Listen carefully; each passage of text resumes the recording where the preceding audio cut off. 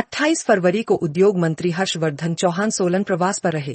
इस दौरान उन्होंने नगर निगम सोलन की परिधि में प्रस्तावित वृक्ष कटान स्थलों का निरीक्षण किया। मंत्री हर्षवर्धन चौहान ने बताया कि हिमाचल प्रदेश में नगर निगम क्षेत्रों में पेड़ काटने की अनुमति अब कैबिनेट सब कमेटी की निगरानी में दी जा रही है।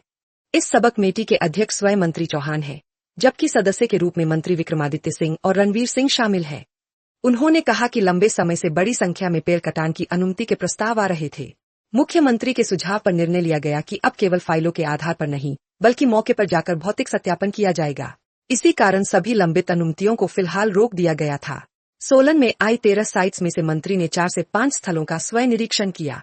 उन्होंने बताया कि अधिकतर सिफारिशें उचित पाई गईं, खासकर वे स्थान जहां जानमाल को खतरा था। लेकिन मंत्री ने स्पष्ट किया कि शहरों को कंक्रीट के जंगल बनने से रोकना सरकार की प्राथमिकता है। उन्होंने कहा कि यदि किसी आवासीय क्षेत्र में 1-2 पेड़ हटाने की जरूरत हो तो उस पर विचार किया जा सकता है, लेकिन यदि किसी परियोजना के नाम पर दर्जनों पेड़ काटे जाएंगे तो उसे हरगिज मंजूरी नहीं दी जाएगी। उन्होंने 2 टूक कहा, शहरों का ग्रीन कवर हर हाल में सुरक्षित रखा जाएगा। बढ़ते ट्रैफिक और प्रदूषण के बीच पेड़ ही हमें ऑक्सीजन और संतुलित वातावरण देते हैं, इसलिए नियमों और प्रक्रियाओं का सख्ती से पालन होगा। वहीं चरगाह में दिल्ली पुलिस और हिमाचल पुलिस के बीच हुए विवाद पर प्रतिक्रिया देते हुए मंत्री हर्षवर्धन चौहान ने कहा कि किसी भी राज्य की पुलिस जब दूसरे राज्य में कार्रवाई के लिए जाती है तो एक निर्धारित प्रक्रिया का पालन करना अनिवार्य होता है।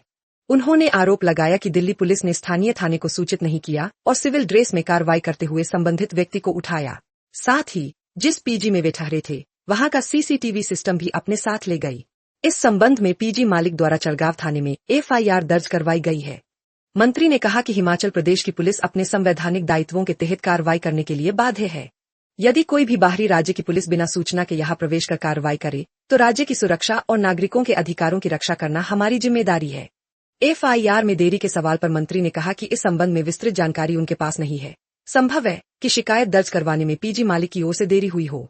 सरकार का स्पष्ट संदेश है, विकास भी होगा लेकिन पर्यावरण की कीमत पर नहीं, और कानून का पालन भी होगा, चाहे कोई भी राज्य क्यों न हो।